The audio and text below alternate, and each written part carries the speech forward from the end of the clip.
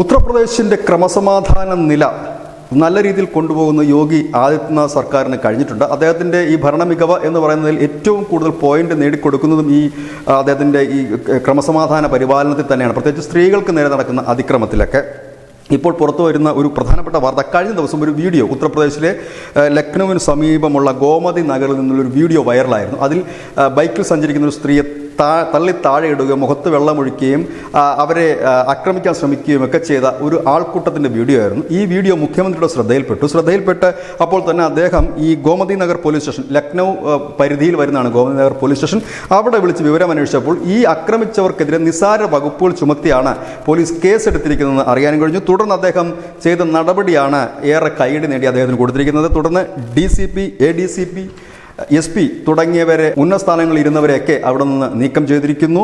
SI അടക്കം 6 പോലീസുകാരെയും ഉടനടി suspend ചെയ്തിരിക്കുന്നു. പുതിയ കേസ് ഇപ്പോൾ എടുത്തിരിക്കുന്നു. അത് ലൈംഗിക പീഡനം ഉൾപ്പെടെയുള്ള കേസാണ് എടുത്തിരിക്കുന്നത്.